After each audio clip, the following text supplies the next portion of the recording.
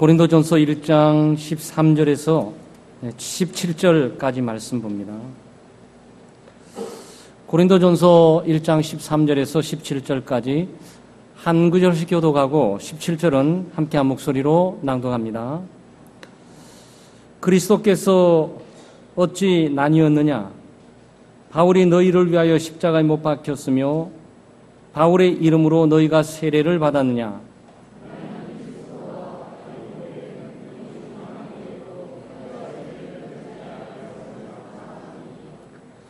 이는 아무도 나의 이름으로 세례를 받았다 말하지 못하게 하려 함이라.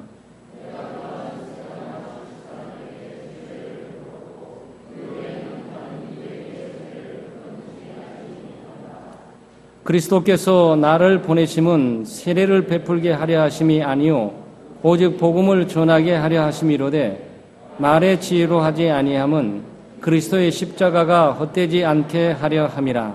아멘.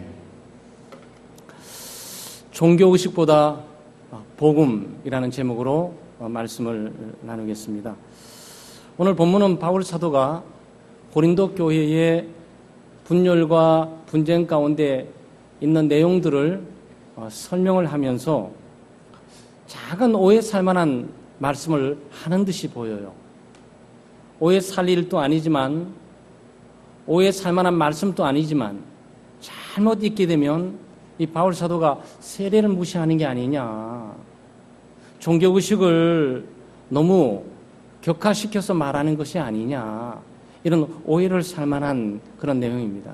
그런데 그것을 말하는 것이 아니고 바울 사도는 여기 아마 여러분 아다시피 고린도 교회는 지도자로 인해서 분쟁이 있었습니다. 바울파가 있었고 아볼로파가 있었고 베드로파가 있었고 심지어 너무 영성이 초영성주의, 초신비주의라서 그런지 우리는 시시하게 사람에게 속해 있지 않다, 우리는 그리스도에 속해 있다 해서 예수 그리스도에 속한 건 사실이지만 그 사람들이 사용하는 그리스도에 속했다는 것은 지역 교회나 사람들에 속해 있지 않고 초영성적으로 자기들만 그리스도와 가까이 있는 것처럼 그런 어떤 신비주의인 것을 채택하면서 이 그리스도에 속해 있다, 이렇게 표현을 합니다. 그런데 문제가 좀 발생하게 되죠. 그러니까 바울 사도가 말을 하면서 그리스도께서 어찌 나뉘었느냐, 바울이 너희를 위하여 십자가에 못 박혀 죽었냐, 너희들이 바울의 이름으로 세례를 받았냐, 지금 얘기를 하고 있는 거거든요. 그러면서 그리스도와 가이오 외에는 내가 세례를 준 일이 없다, 14절에. 그 다음에 세례를 또 준 사람이 있다면 16절 말씀에 스데바나의 집에 있는 사람 외에는 내가 세례를 준 적이 없다. 그러면서 자랑스럽게 얘기하면서 여기에 대해 감사하다고 말을 하고 있는 거죠. 어떻게 보게 되면 세례를 많이 줘야 되는 게 아니냐, 예수 믿는 사람들이 많아지게 되는 것이고 예수 믿는 사람들이 많아지게 되면 세례를 주는 것이고 세례를 주게 되면 교인의 숫자가 많이 늘어나서 교회가 외적으로 성장한 것이 아니겠냐, 이걸 감사해야 되는데, 아니 달랑 두 사람 세례를 주고 예수 믿는 사람 두 사람밖에 없어 보이고 스데바나의 집에 있는 사람 세례를 줬다고 이러면서 오히려 감사하다, 내가 세례를 많이 베풀지 않는 것을 감사하다, 이거죠. 그러니까 잘못 생각하면 바울 사도가 세례를 회피하는 것처럼 보이고 세례가 무용지물인 것처럼 보이고 세례의 가치를 하락시킨 것처럼 보이고 예수 믿고 구원받고 세례를 받는 사람들이 늘어나는 것들을 마치 터부시하는 것처럼 보인단 말이죠. 그런데 그게 아니고 세례가 분파에 작용을 하고 있는 거예요. 세례가 분파에 작용하면, 그 우리말로 표현해 드리면, 나는 어떤 목사님에게 세례받았다, 어떤 분이 바울 사도에게 세례받은 사람이 있어요. 고린도 교회 교인들 가운데 아볼로에게 세례를 받은 사람이 있습니다. 그리고 베드로 사도에게 세례를 받은 사람이 있어요. 아마 우리 창대교회는 세례받는 사람이 있다면 저에게 세례를 받겠죠. 김동민 목사에게 세례를 받았어요 라는 거 끝나면 되는데, 제가 여기서 세례를 줬는데 또 다른 사람들이 세례를 주고, 아니 진상호 원로 목사님이 세례를 준 사람이 있을 거고, 정병기 원로 목사님이 세례 준 사람이 있는 거고, 김동민 목사가 세례 준 사람이 있을 텐데 여기 문제가 발생되는 거예요. 그러니까 세례를 악용을 하면서 이 종교의식을 분파를 진행하는 것들로 사용하는 일단의 사람들이 여기 있는 거예요. 그러니까 세례를 받으니까 세례 준 사람하고 굉장히 독특한 관계가 있는 것처럼 보이잖아요. 그렇죠? 저 사람이 나를 세례를 줬어. 그래, 나는 저 사람에 속해 있어. 그럼 나는 저 사람의 추종자야. 이렇게 되는 거죠. 그러니까 바울에게 세례받은 사람이 있고 아볼로에게 세례받은 사람이 있고 베드로에게 세례받은 사람이 있다 보니까 이 교회가 뿔뿔이 흩어지면서 분산되고 분쟁하고 갈등을 일으키게 되는데, 각자가 얘기를 들어보니까 나는 바울파다, 바울에게 세례받았어, 이런 사람이 있고, 나는 아볼로파다, 나는 아볼로에게 세례받았거든, 이런 사람이 있고, 전부들 조용히 하라고, 예수님이 수제자 베드로에게 세례받은 사람들이 우리라고, 이렇게 세례를 마치 종교적인 기득권인 것처럼 그 이름을 드러내면서 이 분파를 조장하는 사람들이 있었던 거예요. 그러니까 바울이나 아볼로나 베드로는 문제가 없어요. 이 사람들은 다 그리스도에게 쓰임받고 그리스도를 섬겼던 사람이고 복음을 전했던 사람이고 하나님의 공동체인 고린도 교회에 목회를 했던 사람들이에요. 이 사람들은 분쟁과 분열을 일으키지 않았어요. 나를 따르라고 말한 적도 없고 예수 그리스도를 따르라고 말했고 그리스도의 제자가 되라고 말했을 뿐이지 자기의 추종자를 만들려고 했던 사람은 아무도 없어요. 근데 교인들이 괜히 자기가 좋아하는 지도자, 나는 저 사람이 좋아, 자기들이 선호하는 지도자를 지목하고 거기에 대한 기득권들이 마치 자기와 관계에 있으면서 굉장히 신분 상승, 영성이 탁월한 인 것처럼 자기를 소위 메이크업, 액세서리로 한 일들이 여기에 벌어지고 있다는 말이죠. 예를 들어서 저는 가끔 그런 분들을 옛날에 만나요. 요즘은 좀 덜 만나는 것 같아요. 무슨 목사님 아십니까? 네, 잘 알죠. 한국교회 유명한 사람이죠. 제가 그 사람한테 세례를 받았거든요.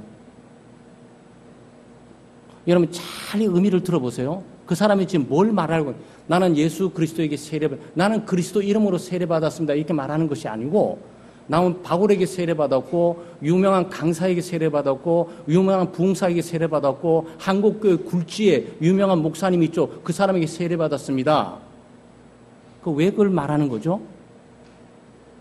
왜 그걸 말해야 되는 겁니까? 그 사람과 가까이 있고 그 사람의 영성이 내게 갖고 있는 것처럼 보여서 나는 그 정도의 사람입니다라고 자기를 드러내는 명함으로 사용하는 거죠. 아주 어설픈 기독교인, 복음의 핵심도 모르고 세례의 의미도 모르면서 살아가는 기독교인의 모습을 우리가 고린도 교회 교인들에게 보는 거예요. 그런데 바울 사도가 지금 뭘 말하는 겁니까? 내 이름으로 세례받았냐? 여기 내 이름으로 세례받은 사람이 있어요? 아무도 없어요. 그리스도의 이름으로 세례를 받은 거예요. 세례의 준자의 능력과 기능은 여기에 없어요. 오직 교회는 예수 그리스도, 그분을 의지하고 그분을 신뢰하면서 그분의 이름으로 세례를 받고 그분의 몸의 지체가 되어서 살아가는 거예요. 한 발 더 나가잖아요.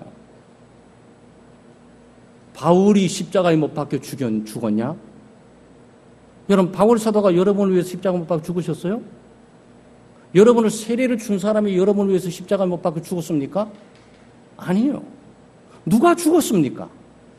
바울 사도의 말에 의하면 예수 그리스도께서 성도들의 모든 죄값과 죽음 문제를 위해서 친히 십자가에 몸달려 죽으셨다. 그래서 그리스도께서 대신하여 죽으심으로 그리스도를 믿음으로 너희들이 구원을 받았고, 구원을 받은 표적으로서 그리스도의 이름으로 세례를 받은 것이다. 이거예요. 그리스도께서 나눌 수 있느냐? 없다는 거죠. 네? 그리스도는 나눠질 수가 없어요. 교회는 분파의식을 가질 수가 없습니다. 목사파, 장로파, 권사파는 말할 수가 없어요. 여러분, 우리 정신 바짝 차려서 예수 믿어야 돼요. 하나님의 말씀대로 믿고 말씀대로 살아야 돼요. 인간적인 어떤 추후에 그것도 용납해서는 안 되는 것이 바로 교회입니다. 바울 사도가 자기 추종자를 만들려고 노력한 적이 한 번도 없어요. 베드로도 자기 추종자를 만들려고 노력한 적이 없습니다. 그들의 인기를 먹고 살기 위해서 재미있는 얘기라든지 호감이 가는 얘기를 해주면서 마치 한 적이 없어요. 그냥 교인들이 야, 저 사람 설교 잘하는데 아볼로 웅변술 그래 목사는 저 정도 지식이 있어야지. 나는 저 사람 편. 저 사람은 너무 고상하고 괜히 설교 잘하는 척하고 있는데 삶이 없는 것처럼 보여. 그렇지만 여기 날마다 양복 벗고 일하는 저 목사, 저번에 나는 저 사람 편. 그걸 왜 가르냐고. 누구 이름으로 가르치는 거냐. 누구 마음대로 가르냐고. 내가 선호하고 좋아하는 것이라 그래가지고 과연 그게 진리입니까? 그럴 수 없어요, 여러분. 제가 말씀드린 이 얘기는 한국 교회에 저번에 일어나고 있는 문제점이기도 하고 실제 고린도 교회가 바로 이런 문제가 있었다는 거죠. 물론 세례를 주는 목사님이나 세례를 줬던 목사님의 기능과 역할이 아무것도 없었다는 말이 아니에요. 근데 십자가에 못 박혀 죽으시고 우리를 구원한 것은 그리스도이신 것이고 또 세례를 받은 것은 예수 그리스도의 이름으로 세례를 받음으로 그리스도에게 속하게 됩니다. 누구든지. 그 교회가 세례졌기 때문에 그 교회가 물론 주인의 의식을 가지고 섬기지만 특별한 관계를 갖고 있는 것은 사실이지만 세례를 준 그 사람에게 속해 있는 것은 아니에요. 제가 여러분에게 세례 베풀잖아요. 저는 그리스도께서 나를 보내셔서 저 사람이 예수 믿고 구원받는다는 것에 대해서 공적으로 고백하고 이 교회의 지체가 되고 예수 그리스도의 것이 되었다. 그리스도에게 소속됐다라는 사실을 그리스도의 명령을 따라서 집행했을 것뿐이에요. 그리스도 이름으로 세례받는 거예요. 그러니까 여러분은 그리스도에게 속해 있습니다. 그리스도를 믿음으로 구원받았고 그리스도의 이름으로 세례를 받으면서 그리스도에게 속해 있는 사람이에요. 바울도 그리스도의 이름을 믿고 그리스도의 이름으로 세례를 받고 교회에 속한 거고 베드로도 그리스도를 믿음으로 구원을 받고 그리스도의 이름으로 세례를 받고 교인이 된 것이고 아볼로도 예수 그리스도를 믿고 그리스도의 이름으로 세례를 받고 교인이 된 것이고 우리도 예수 그리스도를 믿고 그리스도 이름으로 세례를 받고 교인이 된 것이죠. 근데 누가 누구에게 속한다고? 누가 누구에게 속한다고 감히 말할 수가 있냐 말이죠. 그래서 교회가 제대로 안 되려면 이 성경을 모르니까 그냥 목사파, 장로파, 그냥 무슨 구역장파. 아니 왜 질서가 이렇게 어지럽고 복잡하냐고요. 교회의 기능들이 다 상실해버린 거죠. 교회의 본질들을 다 잃어버린 거예요. 바울 사도는 세례 무용론을 말하는 것이 아닙니다. 세례자의 기능과 역할이 아무것도 아니라고 말씀드리는 거 있는 것도 아니에요. 세례가 악용이 되어서 종교의식적으로 어떤 사람들에게 분파를 조장하는 걸도 사용되고 있기 때문에 지금 바울 사도는 자기가 세례를 많이 안 준 걸 감사하고 있는 거예요. 왜냐하면 우리는 바울파야 그러면서 교회 3분의 2가 바울파 그러면서 다 장악하게 될까 봐. 나는 세례 준 적 없다고. 나는 세례 준 적이 없다고. 세례 가지고 함부로 들먹거리고 내게 세례 받았다고 함부로 말하지 말라고. 내게 세례 받았다고 말한다 할지라도 그리스도께서 당신 위해서 죽으셨어? 내 이름으로 세례를 받은 거야? 아니잖아. 예수 그리스도께서 죽으셨고 그리스도 이름으로 세례 받았으니 당신은 그리스도에게 속한 거지. 지금 이 말을 하고 싶은 거예요. 바울이 얼마나 순수한 사역자이며 얼마나 복음의 정통성에 강력하게 서 있는 것임을 우리가 보게 되는 거죠. 물론 여기에 두 그룹은 나와요. 14절에 그리스도와 가이오도 나오고 또 16절에 스데바나도 나와요. 이 둘 다는 고린도에서 바울에게 세례받았습니다. 그리스도와 가이오는 세례받고 지금 고린도 교회의 교인으로서 직분을 감당하고 있는 사람들이고 이 스데바나는 고린도 교회에서 세례를 받았지만 고린도 교회에 무슨 사정이 있어서 떠가지고 지금 에베소에 와 살고 있는데 에베소에서 글을 쓰고 있는 바울 사도를 만나가지고 바울 사도가 그 사람을 기억해서 쓰는 거고.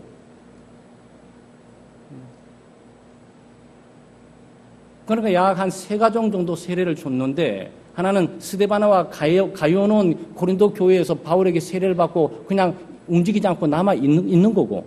네? 여기 스데바나는 세례를 받았는데 고린도 교회를 떴어요. 이 사람은 분파에 소속되어 있는 사람은 아니에요. 떠서 에베소에 가 있어요. 근데 바울 사도가 세례를 함부로 막 팔고 그래? 내가 누구에게 세례받았다고 자꾸 세례를 가지고 사람과의 관계를 형성하면서 그 사람의 지지자고 그 사람의 추종자고 그 사람에 속해 있는 것처럼 하면서 분파고식을 자꾸 일으켜? 그렇다면 내가 세례를 많이 안 준 거 너무너무 감사하다. 왜냐하면 나를 지지하고 추종하면서 내 파가 많이 생겨가지고 교회를 분파식 일으키는 것들이 없어질 것이니까. 그러니까 좁게 세례 준 걸 감사한 거예요. 바울의 세력이 없을 거라고. 그럼에도 불구하고 바울의 영향력이 왜 없겠습니까? 그러니까 이 얘기는 인간적이고 또 육신적인 사고방식을 가지고 교회에서도 예수 그리스도의 몸을 그렇게 찢는 분쟁과 분리를 종교적인 의식을 팔아가면서 행하지 말라라는 메시지죠. 교회는 그렇게 되어 있는 것이 아니라고.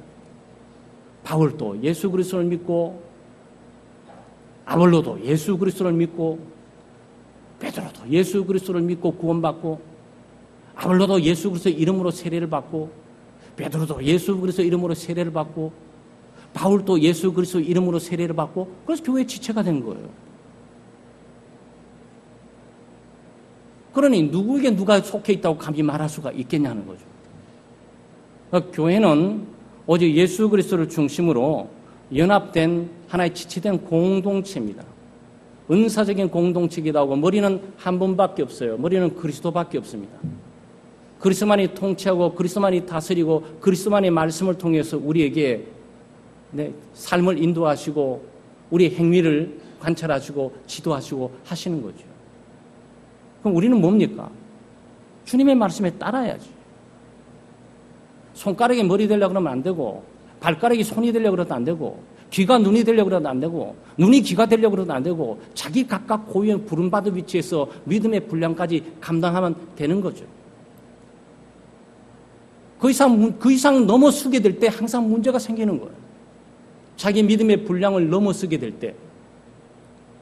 믿음이 없는 사람은 믿음이 있는 사람의 행위가 이해가 안 되니까 날마다 판단하면서 집사가 뭐 저래, 장로가 뭐 저래, 목사가 뭐 저래.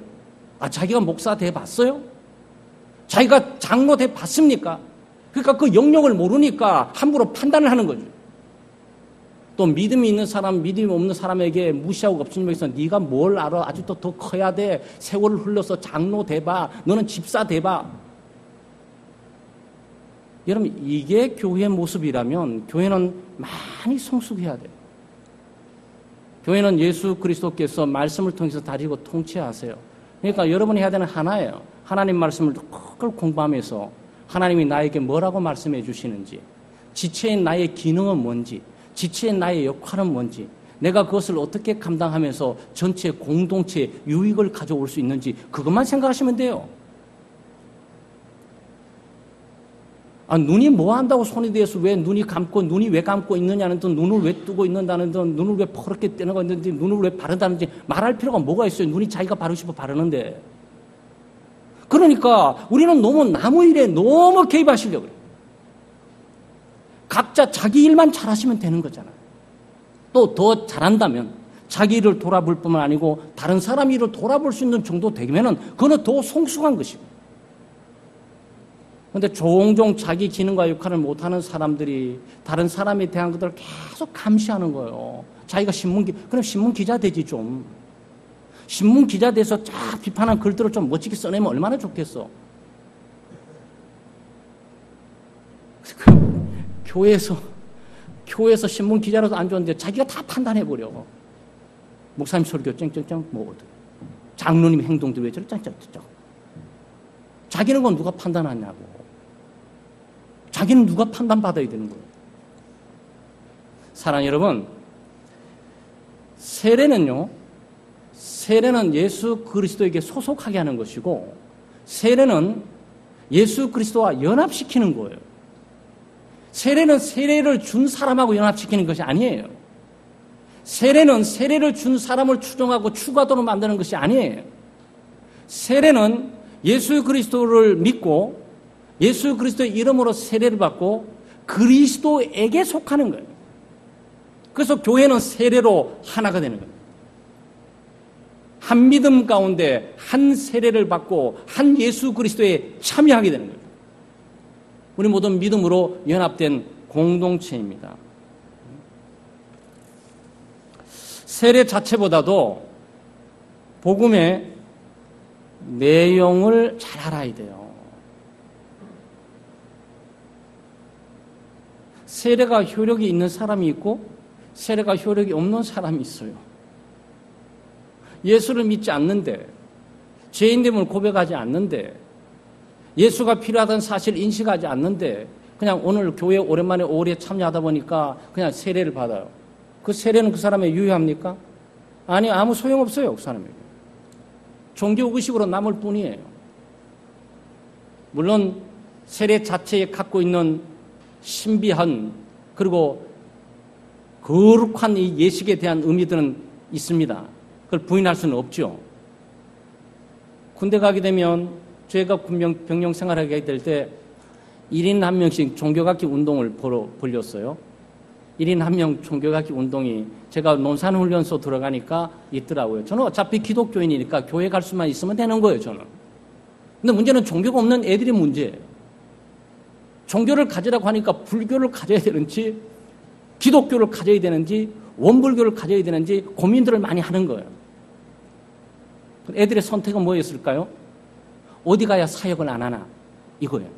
구원이 있냐 없나, 내 영혼의 구원이 되냐 안 되냐, 이 문제는 뭐 중요하지 않아요. 그냥 어디에 좀 소속되게 되면 사역을 좀 덜 하게 될까. 그러니까 오늘날 우리 중도장님 오셔가지고 여기 기독교인 손 들어봐. 그러니까 저하고 몇 명이 딱 손 들더라고요. 나와. 너는 기독교인이야? 네. 그러니까 여기 서. 딱 그랬더니 나머지는 뭐야? 종교 없어? 종교 하나씩 택해. 그러니까 왔다 갔다 하면 눈치 슬퍼 보다가 기독교로 또 택했어요. 기독교 택하고 난 다음에 그 다음 주일날 3,000명이 세례받았습니다. 3,000명이. 저는 혼란스러웠어요. 아니, 저건 뭐지, 쟤들은? 어제 사역 안 나가려고 뭐 물으면서, 야, 거기 가면 사역 안 가? 야, 교회 가면 사역 안 가는 거야? 그랬더니, 사역 안 갈 수도 갈 수도 있고, 주일을 지키니까 주일날 빼주지 않을까? 그러니까, 주일날 일하지 않으려면 교회 가야 돼. 우르르 와 있었다. 몇 명이야? 3,000명짜리. 다음날 목사님들 쫙 오셔가지고 전부 3,000명 물 성부 성자 성령 딱 사겠어요. 여러분 어떻게 생각하세요? 효력이 있어요? 세례도 중요한 건 사실이에요. 우리의 여기 지금 세례론이 좀 강하게 나오면서 세례를 가지고 왈가왈부하면서 세례를 팔고 종교를 빙자해서 지금 누구 소속에 있다고 자꾸 얘기가 복잡하게 하니까 이 바울 사도가 지금 말하고 있는 건 뭡니까? 세례보다 중요한 것은 세례 내용이다. 그 세례 내용을 믿는 사람이 세례를 받게 될 때 효력이 있는 것이지, 세례 내용을 전혀 알지 못하고 그것을 믿지도 않으면서 의식에 참여한다면 그 종교 의미는 그에게 없다라는 거죠. 그러면 세례가 가지고 있는 내용의 의미는 뭡니까? 세례 중심에는 죄사함이 있어요, 여러분. 죄사함이 있고 구원이 있고 영생이 있어요.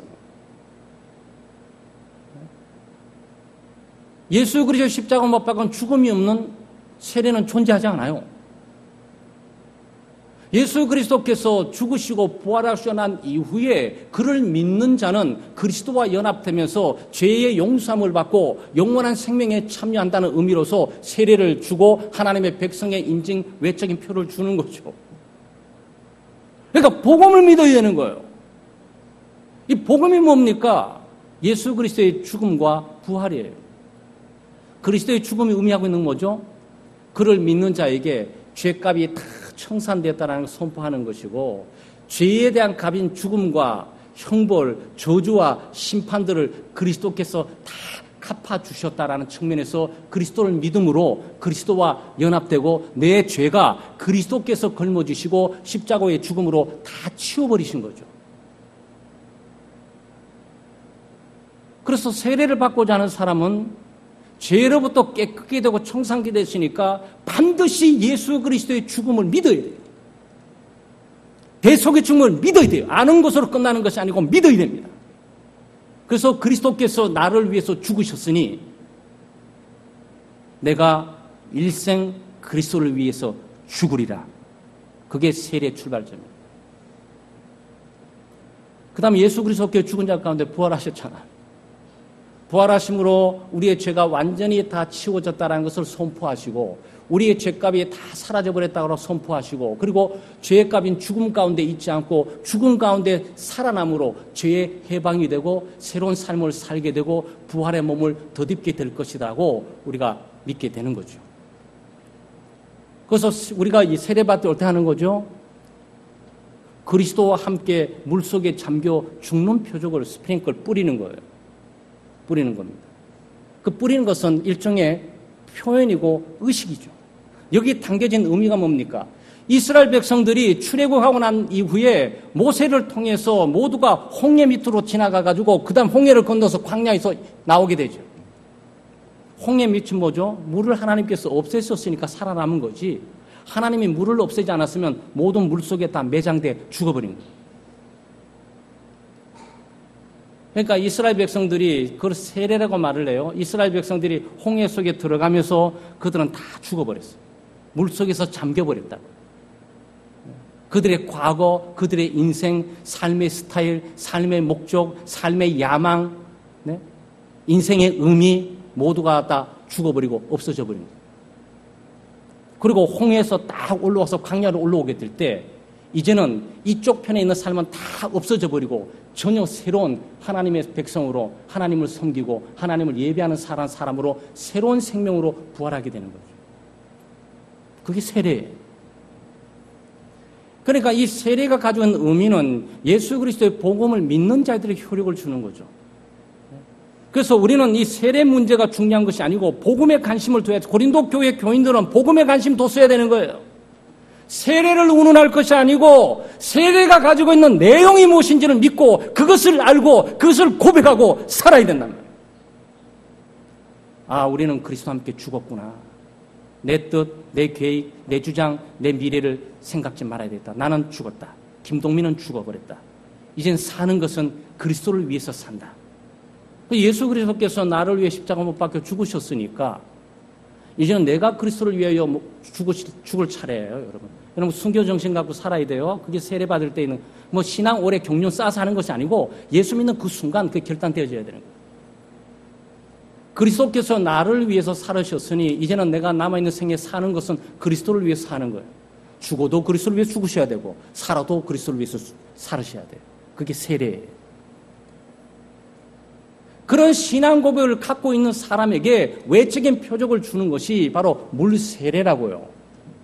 그러니까 이거는 바울에게 속해 있다, 아볼로에게 속해 있다, 베드로에게 속해 있다 이렇게 그 이름을 팔 수 있는 것이 아니라고요.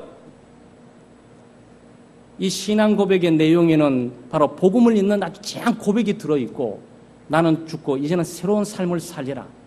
새 삶의 의미를 가지고 하나님의 뜻을 위해서 하나님의 영광을 위해서 육체적으로 내 뜻과 내 계획을 위해서 살았는데 이제는 다 이거 매장시키고 십자가에 못 박혀 없애버리고 나는 이제 그리스도와 함께 새로운 삶 하나님의 영광을 위해서 하나님의 뜻을 위해서 내 인생 하나님의 뜻과 영광을 위해서 죽고 하나님의 영광과 뜻을 위해서 살리라 라고 고백하는 그 사람에게 세례를 준다고요.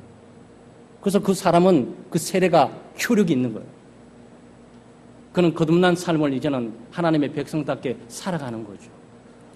그러니까 오늘 우리가 본문을 통해서 보는 게 뭡니까? 종교 의식도 소중하지만 종교 의식보다도 종교 의식 속에 들어있는 그 내용에 대한 신앙 고백이 우리가 중요하단 말이죠.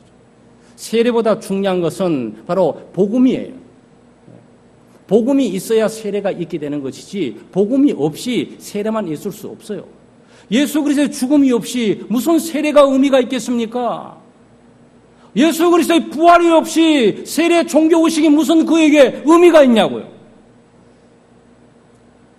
그래서 예수 믿는 사람은 복음을 믿어야 돼요. 예수 그리스도를 믿고 그리스도와 연합되어 있는 이 공동체의 지체됨을 우리가 인식하게 될 때 신앙생활 다음을 우리가 살아가게 되는 겁니다. 우리는 그리스도의 십자가를 헛되게 하지 말아야 됩니다. 그래서 바울 사도가 지금 말하고 있죠. 17절에 그리스도께서 나를 보내심은 세례를 베풀게 하려 하심이 아니요 오직 복음을 전하게 하려 하심이로되 말의 지혜로 하지 아니함은 그리스도의 십자가가 헛되지 않게 하려 함이라 그랬어요. 이걸 다른 말로 표현하면 고린도 교인들은 예수 그리스도의 십자가 헛돼요. 십자가가 헛된 거예요. 그 십자가가 그에게 아주 헛된 거예요. 십자가를 무력화시켜버리는 거예요. 십자가를 의미 없게 만들어버려요. 십자가는 십자가대로 가는 거고 자기들은 자기대로 사는 거예요. 얼마나 이상한 스타일의 신앙생활입니까? 근데 그게 고린도 교회의 신앙 스타일이에요. 그러니까 도덕적인 타락도 있고 근친상간의 문제도 있고 은사적인 논쟁도 있고 우상숭배 제물로 말미암아 분주한 일도 있고 막 헷갈리는 거 이 사람들은. 예수 그리스도를 믿는 믿음과 그의 부활에 통치하는 복음, 그러니까 우리 제자훈련 가운데 갈라디아 2장 20절을 외우셨잖아요. 내가 그리스도와 함께 십자가에 못 박혀 죽었나니 이게 법을 말하는 게 아니에요. 이건 윤리를 말하는 게 아닙니다. 내가 그리스도와 함께 십자가에 못 박혀 죽었나니 여러분 죽으셨어요? 죽으셔야 기독교 삶이 출발한다고. 이게 기독교의 본질이에요. 그리스도와 함께 십자가에 못 박혀. 그러니까 여러분이 자기 죽는 일에 힘을 쓰셔야 돼. 살려고 몰부도하는 거 아니죠. 잘 죽으셔야 돼요. 어디서 죽느냐가 중요해요. 십자가에서 죽으셔야 된다고. 그리스도와 함께 죽어야 돼요. 믿음으로 죽어야 됩니다. 내가 그리스도와 함께 십자가에 못 박혔나니 그런 적이 이제는 내가 사는 것이 아니고 내 안에 그리스도께서 사는 것이라. 이제 내가 육체 가운데 사는 것은 나를 사랑하사 나를 위하여 자기 몸을 버리신 하나님의 아들을 믿는 믿음 안에 사는 것이라 그러죠. 그리스도 중심적인 삶, 이걸 붙들게 되면 기독교적인 삶이 저절로 나오게 돼 있어요. 기독교적인 삶은 도덕적으로 윤리적으로 법을 지켜나가면서 이런 게 아니라요. 그건 그리스도와 함께 살고 죽는 문제라고. 그런데 여기에 바울 사도의 말에 보면 바울 사도는 십자가가 헛되지 않기 위해서 노력했어요. 십자가가 헛되지 않기 위해서 그는 어떻게 했냐면 그리스도의 복음을 전했어요. 세례를 전한 것이 아니고 그리스도의 복음을 전했어요. 세례 행위를 행한 것이 아니고 그리스도의 복음을 전했어요. 왜? 사람이 구원 얻는 것은 복음을 통해서 얻게 되니까. 복음은 하나님의 능력이에요. 모든 믿는 자들에게 구원을 준 하나님의 능력이 예수 그리스도의 복음이에요. 그 사도의 직무가 뭐죠? 사도의 직무는 복음을 전하는 거예요. 목사의 직무가 뭡니까? 복음을 전하는 거예요. 창덕교회 강단에 복음이 있습니까? 여러분 그걸 늘 감시하셔야 된다고요. 여러분 감시해야 되는 것을 그걸 감시하는 엉뚱한데 여러분 신경 쓰시면 안 돼요. 재밌는 얘기라든지 뭐 코미디라든지 세상의 시사 문제라든지 정치 얘기라든지 이 얘기하려고 목사가 이기는 게 아니란 말이죠. 목사는 복음을 전하기 위해서 와 있는 거예요. 그래서 강단은 알아듣든지 못 알아듣든지 인기가 있든지 없든지 사람의 구미에 맞든지 안 맞든지 관계없어요. 성경의 복음을 전하는 것이 그 목사의 임무예요. 바울 사도가 지금 그 말을 하고 있는 거 아닙니까? 내가 세례를 주려고 온 것이 아니고 교회 형정이나 정치를 하기 위해서 온 것이 아니라 복음을 전하러 왔다. 이 말을 하고 있는 건 아니겠어요? 왜? 그리스도의 십자가가 헛되지 않기 위해서. 얼마나 많은 강단에서 십자가가 헛되이 될 일이 많습니까? 복음에 우리도 뭐 다시 한국 교회 가운데 있지만 우리가 복음의 귀를 기울여야 돼요. 기본에 강해야 됩니다. 뭐 날마다 들었던 얘기 또 하고 들었던 얘기 또 하고 벌써 이런 수준으로 가게 되면 그 매너리즘에 빠진 거죠. 복음은 시대를 초월해서 우리에게 감동을 주는 거래요. 성령께서 역사하시는 것은 바로 이 복음이 전해질 때 역사하는 거죠. 복음이 전해지게 될 때 내 영혼의 구원이 일어나는 거고, 복음이 전해질 때 내 영혼이 새로워지는 거고, 복음이 전해질 때 성령께서 내 마음을 새롭게 하시고 감동과 감화시켜 주시면서, 그리고 선과 악을 뚜렷하게 보면서 믿음으로 살아갈 수 있는 힘, 용기와 담대함, 하나님의 나라의 소망, 죽어도 산다는 부활의 영광을 바라보고 살게 하는 거지요. 네. 그러니까 복음이 없으면 봉사 안 합니다. 복음이 없으면 예배 제대로 못 드려요. 복음이 없으면 헌신할 수 없어요. 그러니까 바울 사도가 그리스도의 십자가가 헛되이 않기 위해서 그는 복음을 전했다고 말하죠. 근데 이게 말씀드리면 우리가 어떻게 적용해야 됩니까? 우리도 복음 전하면서 사셔야 돼요. 네, 복음 전하면서 살아야 됩니다. 왜? 그리스도의 십자가 헛되지 않기 위해서.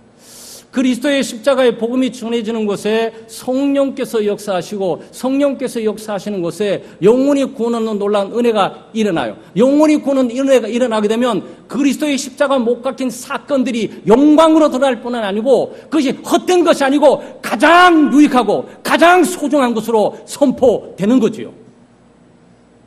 근데 복음을 안 전하니까 이게 문제가 되는 거예요. 사랑하는 우리 창대교회 교우들 말이죠. 이 기회를 통해서 말씀드리지만 전도하셔야 됩니다. 여기 사람 수 채우기 위해서 제가 말씀드린 게 아니에요. 있어도 그만 없어도 그만 아니겠어요, 목회?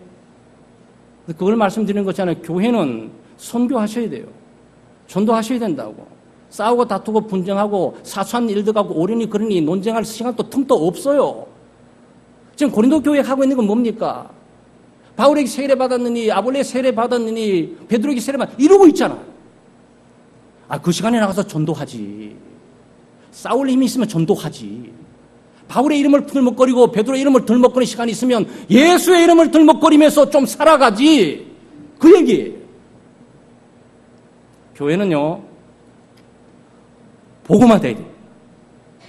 교회가 먼저 선교돼야 돼요. 감히 선교한다고요? 아니요. 그리스도 앞에 선교되지 못한 교회가 감히 선교를 운운해요? 그리스도에게 복음의 능력과 그 은혜를 경험하지 못한 교회가 감히 복음을 전해요? 그럴 수 없습니다. 그래서 교회들이 복음이 없기 때문에 부수적인 문제만 가지고는 다 논하다가 다 보내고 무력해지고, 그리고 세상으로부터 개독교라는 소리를 들으면서 무너져 가는 거죠. 얼마나 슬픈 스토리예요, 여러분. 우리 교회가 그렇다고 말씀드린 게 아니에요.